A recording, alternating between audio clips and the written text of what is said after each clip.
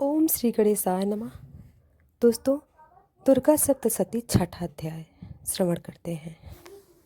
तो आइए कथा को प्रारंभ करते हैं। छठा अध्याय।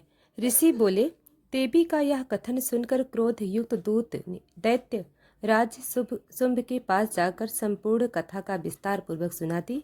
तब दूत से सब बातों को सुनकर असुर राज ने क्रोधित होकर असुर सेनापति धूम्रलोचन से कहा, हे धूम्रलोचन, तुम शीघ्र ही अपनी सेना सहित वहां जाओ और उस दुष्टा के केस पकड़कर घसीटते हुए वहां बलपूर्वक यहाँ ले आओ। यदि उसकी रक्षा करने कोई देवता, यक्ष या गंधर्व आवे तो उसे अवश्य मार डालना।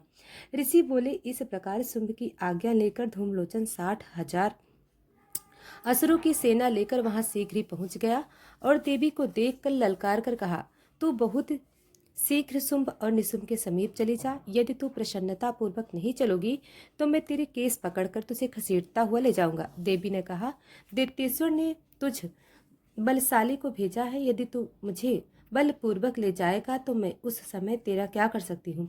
ऋषि ने कहा, देवी कि ऐसा कहते ही धूम्रलोचन देवी के आगे दौड़ा तो उसी समय अंबिका ने हुंकार से उस असुर को भस्म कर दिया। तदंतर असुर सेना अत्यंत क्रोधित हो देवी की तरफ बढ़ी। तब देवी बड़े तीखे बाण, शक्ति और फरसों की वर्षा करने लगी। इतने ही में देवी का वाहन सिंह अपने गर्दन के बाल हिलाता हुआ क्रोध से भयंकर गर्जना करते हुए असुर सेना पर छपटा। उसने कितनों को पंजे से, कितने को मुख से तथा होठ या दाढ़ से घायल करके मार दिया। अपने अपने नखों में कितने ही असुरों के पेट फाड़ दिए तथा पंजों की मार से कितने ही असुरों के शरीर से धड़ अलग कर दिए। कितनों असुरों की भुजाएं और सिरों को काट डाला और अपने गर्दन के बालों को हिलाता हुआ कुछ दैत्य के इधर उधर फाड़ कर रक्तपान करने लगा। उस महाबली सिंह ने क्षण मात्र में असुरों की संपूर्ण सेना को धराशायी कर दिया।